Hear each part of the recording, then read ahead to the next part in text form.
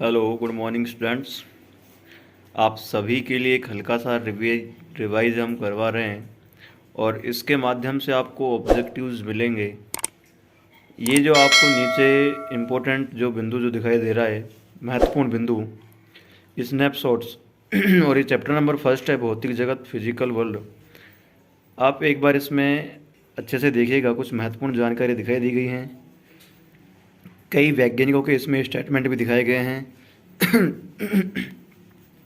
जैसे Albert Einstein है, Isaac Newton है, बर्ट्रैंड रसल है, और neutrino, anti neutrino, electron, beta positive, positron, meson, leptons, baryons, कार्योन्स, और ऐसे बहुत सारे इसमें लैप्टॉन्स, कई पार्टिकल्स दिखाए गए हैं, क्वार्क्स, ग्लूऑन्स। आप इन सभी का एक बार अध्ययन कीजिएगा, आपको वीडियो में दिखाई दे रहे हैं, परंतु हम महत्वपूर्ण बिंदु पर जाने वाले हैं और इससे आगे आपको एक महत्वपूर्ण बिंदु आएगा जिस पे हम ऑब्जेक्टिव्स पे हम डिस्कस करेंगे।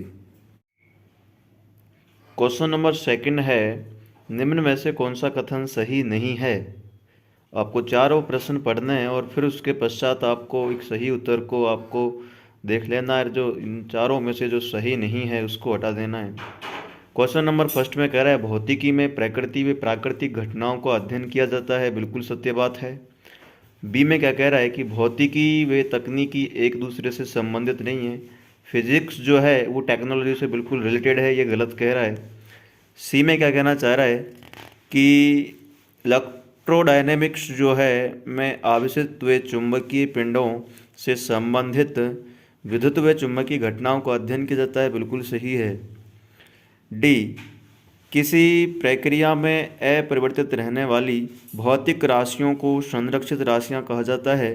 कोई भी आप प्रक्रम कर रहे हैं उसके अंदर वो अगर राशियां चेंज नहीं हो रही हैं, अपरिवर्तित अगर रहती हैं, उनमें कोई बदलाव नहीं आ रहा है, तो वो कंजर्व रहेंगी, संरक्षित रहती हैं।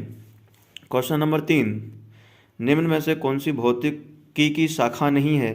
तो मैकेनिक्स जो है ये यांत्रिकी है, बिल्कुल शाखा है। प्रकाशिकी है जिसे आप 12वीं क्लास के अंदर पढ़ेंगे। कोशिका आनुवंशिकी, तो कोशिका जो सेल जो है यह तो बायोलॉजी के अंदर का आता है, और वैद्युतिकी यह भी फिजिक्स की शाखा है। तो कोशिका आनुवंशिकी जो है वह भौतिक विज्ञान की शाखा नहीं है। अब जो हमारा जो टॉपिक है वह है भौतिकी में अवसर व रोमांच। भौतिकी में हमारे द्वारा अध्ययन किए जाने वाले द्रव्यमानों की जो परास जो है, हम जो ये मास जो इसके अंदर जो काम में रह रहे हैं, अध्ययन जो कर रहे हैं, हमारा कोई भी पार्टिकल है या कोई भी पिंड है, उसके मास की रेंज कहाँ से कहाँ तक हो सकती है। तो 10⁻³ kg से 10⁻55 kg तक हम रेंज में हम फिजिक्स के अंदर मास को पढ़ते हैं। क्वेश्चन नंबर 5, चिरसम्मत भौतिकी जिसे हम क्लासिकल फिजिक्स कहते हैं, इस पर लागू होती है। तो वह सूक्ष्म जगत पर लागू नहीं होती है, वह स्थूल जगत पर लागू होती है। सी में कह रहा है सूक्ष्म व स्थूल दोनों जगत पर ही लागू होती है। नहीं, ऐसा नहीं है। डी में कह रहा है हम कह नहीं सकते, हम बिल्कुल कह सकते हैं क्लासिकल जो फिजिक्स जो है वो स्थूल जगत पर लागू होती है। क्वेश्चन नंबर 6, चिरसम्मत भौतिकी में विषय शामिल नहीं होते हैं। मतलब कौन से विषय का हम अध्ययन करते हैं। तो मैकेनिक्स यांत्रिकी का हम अध्ययन करते हैं क्लासिकल फिजिक्स के अंदर, और हीट का हम उष्मा का अध्ययन करते हैं, लाइट का हम अध्ययन करते हैं। बाकी फंडामेंटल जो पार्टिकल जो है, मूल जो कण है, हम इनके अंतर्गत हम अध्ययन नहीं करते हैं। तो चिरसम्मत भौतिकी में जो विषय जो शामिल नहीं है वह है फंडामेंटल पार्टिकल और मूल कण जिन्हें हम कहते हैं। आगे चलिएगा, क्वेश्चन नंबर जो 7 जो है वो कह रहा है भौतिकी, तकनीकी एवं समाज, फिजिक्स का टेक्नोलॉजी और सोसाइटी से क्या संबंध है। निम्न में से कौन सा कथन सही है। न्यूटन का संबंध यूके से था। बिल्कुल सही है। जिसने गुरुत्वाकर्षण के नियम की खोज की थी, बिल्कुल गुरुत्वाकर्षण के नियम की खोज की थी। आइंस्टीन का संबंध इंग्लैंड से था, जिसने प्रकाश वैद्युत प्रभावों की खोज की थी। तो प्रकाश विद्युत प्रभाव की तो खोज की थी, परंतु यह कथन गलत है, इनका संबंध इंग्लैंड से नहीं है। जॉन बार्डीन का संबंध फ्रांस से था, जिन्होंने ट्रांजिस्टरों की खोज की थी। यह तो सत्य है कि ट्रांजिस्टर की खोज की थी, परंतु संबंध जो बता रहा है देश के साथ वो सही नहीं है। WK रोंटजन का संबंध हॉलैंड से था, जिन्होंने एक्स किरणों की खोज की। ये बात सत्य है कि इन्होंने एक्स किरणों की खोज की, परंतु देश गलत बताया जा रहा है। तो इसका सही आंसर होगा option number A. Question number 8, निम्न में से कौन सा कथन सही है। हवाई जहाज न्यूटन के गति के नियमों एवं भाप इंजन बर्नौली की प्रमेय पर आधारित हैं। ये बिल्कुल गलत कथन है। जल विद्युत शक्ति उष्मागतिकी के नियम तथा रॉकेट प्रमोदन बर्नौली की प्रमेय पर आधारित हैं। ये भी गलत कथन है। कंप्यूटर्स विद्युत परिपथ के अंकीय तर्क पर आधारित होते हैं। बिल्कुल सही है। ये बाइनरी सिस्टम पर चलते हैं, जबकि विद्युत जनित्र फैराडे के विद्युत चुंबकीय प्रेरण पर बिल्कुल सत्य कथन है। डी कह रहा है नाभिकीय रिएक्टर उष्मागतिकी के नियम पर तथा सोनार प्रकाशीय व्यतिकरण पर आधारित हैं। ये कथन गलत है। नाभिकीय रिएक्टर फिजिक्स के अंदर एक अलग टॉपिक है और थर्मोडायनेमिक्स का जो है रिलेशन वो इंटरफेरेंस से नहीं है। क्वेश्चन नंबर 9, निम्न में से किसने प्रतिकण की अवधारणा कॉन्सेप्ट ऑफ एंटी पार्टिकल को सैद्धांतिक रूप से प्रस्तुत किया था? तो इसका आंसर जो होगा वो होगा पॉल डिराक। सीवी रमन को भौतिकी में नोबेल पुरस्कार उनकी इस खोज के लिए मिला। तो उनका जो रिसर्च जो रहा था वो प्रकीर्णन के ऊपर रहा था, जिनकी यादगार में हम 28 फरवरी को विज्ञान दिवस मनाते हैं।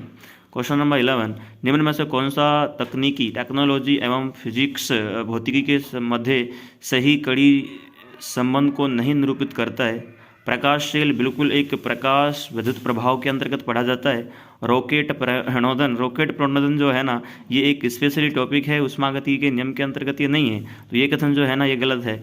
आप आगे चलेंगे और इसी में और 2 ऑप्शन और दे। प्रकाशिक रेशे ऑप्टिकल फाइबर बिल्कुल TIR पर काम करते हैं। टोटल इंटरनल रिफ्लेक्शन प्रकाश के पूर्णांतरिक परावर्तन पर काम करते हैं। सेलियन परीक्षण रिएक्टर प्लाज्मा का चुंबकीय प्रतिरोध है। तो उसमें जो आपने देखा था अभी, जो रॉकेट का जो प्रणोदन जो है वह उष्मागतिकी के नियम से संबंध नहीं रखता है। किस वर्ष को अंतर्राष्ट्रीय भौतिकी वर्ष घोषित किया गया था? 2005 को।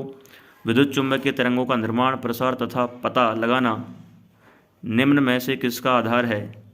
रेडियो व टेलीविज़न का। आकाश में विद्युत चमकने लाइटिंग को इन्होंने खोजा, फ्रैंकलिन ने खोजा था। GMRT का पूर्ण रूप क्या है? Giant metrewave radio telescope. Electron सूक्ष्मदर्शी इलेक्ट्रॉन को उनके किस गुणधर्म के लिए प्रयुक्त किया गया? तरंग प्रकृति के लिए। क्वेश्चन नंबर 17, निम्न में से कौन सा कथन गलत है? बोर ने हाइड्रोजन परमाणु के सिद्धांत को तथा युकावा ने नाभिकीय बलों के सिद्धांत को प्रतिपादित किया था। बिल्कुल सत्य है।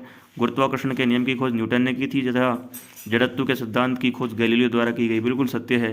प्रकाश विद्युत प्रभाव के नियमों की खोज आइंस्टीन के द्वारा की गई तथा वैद्युत चुंबकीय प्रेरण के नियमों की खोज फैराडे के द्वारा की गई। ये भी सत्य है। न्यूट्रॉन की खोज जेम्स चैडविक ने की थी, ये कह रहा है जे थॉमसन ने, तथा इलेक्ट्रॉन की खोज जेम्स चैडविक ने की। उल्टा बोल रहा है, तो ये कथन गलत हो जाएगा। क्वेश्चन नंबर 18, सोनार निम्न में से कौन सी तरंगों को उत्सर्जित करता है? अति सूक्ष्म तरंगें, माइक्रोवेव्स उत्पन्न करता है। और साइक्लोट्रॉन की खोज किसने की थी? Ernest Orlando Lawrence. ये 12वीं क्लास के अंतर्गत आप देखेंगे। प्रकृति में मूलभूत बल। क्वेश्चन नंबर 20, किस वर्ष में हॉर्न एवं मैटनर ने यूरेनियम के न्यूट्रॉन प्रेरित संलयन की अवधारणा की खोज की थी? तो इसका सत्य आंसर होगा 1938 में। किसी डोरी में घर्षण एवं तनाव का बल है, विद्युत चुंबकीय बल है। गुरुत्वाकर्षण बल की परास क्या है? गुरुत्वाकर्षण बल की परास अनंत है। यह दो पिंड जो स्थित है उनके मध्य अनंत दूरी तक काम कर सकता है। निम्न में से कौन सा बल प्रकृति में मूल बल नहीं है? तो गुरुत्वाकर्षण है, विद्युत चुंबकीय बल है, प्रबल नाभिकीय बल है, तनाव बल नहीं है। क्वेश्चन नंबर 24, निम्न मूल बलों को आपेक्षिक शक्ति के बढ़ते हुए क्रम में व्यवस्थित करो। तो ये बात कर रहा है कि कमज़ोर के बाद ताकतवर कौन सा है, फिर ताकतवर कौन सा है। सबसे कमज़ोर गुरुत्वाकर्षण है, उसके पश्चात विद्युत चुंबकीय बल है, फिर दुर्बल नाभिकीय बल है और फिर प्रबल नाभिकीय बल है। तो इसका सही होगा क्वेश्चन, सही आंसर बी 1, 3, 2, 4। क्वेश्चन नंबर 25, दूरी के व्युत्क्रम वर्ग के नियम का पालन करता है? गुरुत्वाकर्षण बल के द्वारा, ठीक है। विद्युत चुंबकीय बल के द्वारा, विद्युत चुंबकीय बल का मतलब कूलाम बल है, करता है। तो दोनों ही करते हैं, ए व बी, इसका सही आंसर होगा। क्वेश्चन नंबर 26, निम्न में से प्रबल नाभिकीय बल के बारे में सही कथनों को बताइएगा। यह आवेश स्वतंत्र होता है, यह प्रकृति में सर्वाधिक प्रबल बल होता है, इसकी परास बहुत अधिक होती है, यह नाभिक के स्थायित्व के लिए जिम्मेदार होता है। तो अब इसके ऑप्शन में आपको दिखा दे रहा हूँ, आपको 4 कथन दे दिए हैं। तो आपसे यह पूछ रहा है कि सही कथन को बताइएगा, सही कथन कौन सा है। तो इसमें से आवेश स्वतंत्र होता है, बिल्कुल सत्य बात है। प्रकृति में सर्वाधिक प्रबल बल होता है, सर्वाधिक तो है, लेकिन हाँ, नाभिकीय बल ठीक है, सर्वाधिक सबसे ताकतवर बल होता है, ये भी सही है। इसकी परास बहुत अधिक होती है, ये सही नहीं है। ये एक लिमिटेड परास तक काम करता है, जिसका अध्ययन आप 12वीं क्लास के अंदर करेंगे। ये नाभिक के स्थायित्व के लिए जिम्मेदार होता है। हाँ बिल्कुल, नाभिकीय जो बल जो है वो नाभिक के स्थायित्व के बारे में जानकारी देता है। तो इसके जो ऑप्शन जो है, तो आपके सामने ऑप्शन दिखाई दे रहे हैं, तो इसका सत्य आंसर होगा सी। अब आइएगा भौतिकी के नियमों की प्रकृति। निम्न में से कौन सा संबंध सही है? E बराबर mc² सही है, आइंस्टीन का द्रव्यमान ऊर्जा तुल्यता प्रमेय है। और इसके पश्चात 28 को देखिएगा। निम्न में से कौन सा कथन संरक्षण के नियमों के अनुसार सही नहीं है? संरक्षण का नियम निरीक्षणों व प्रयोगों पर आधारित एक परिकल्पना है, ठीक है। संरक्षण नियमों की प्रकृति की सम्मिति से गहरा जुड़ाव नहीं है, बिल्कुल गहरा जुड़ाव है, और ये कथन सही नहीं लग रहा है। संरक्षण के नियम को सिद्ध नहीं किया जा सकता है, और ऊर्जा रेखीय समय कोणीय संरक्षण के मूलभूत नियम सत्य है। 29 निम्न में से कौन सी भौतिक राशि संरक्षित नहीं की गई है? ऊर्जा संरक्षण का नियम पढ़ा है आपने, संवेग संरक्षण पढ़ा है, द्रव्यमान संरक्षण का नियम पढ़ा है, बल के संरक्षण का नियम आपने नहीं पढ़ा, तो इसमें बल आ जाएगा। चंद्रमा पर गुरुत्वीय त्वरण का पृथ्वी गुरुत्वीय त्वरण का 1/6वां भाग होता है, ठीक। और ये अभी आपके 21 से लेकर 30 क्वेश्चन कंप्लीट आपके हो जाते हैं। तो इसके पश्चात आपको आगे क्वेश्चन दिए जाएंगे। धन्यवाद, लगातार पढ़िएगा और अच्छे से देखिएगा।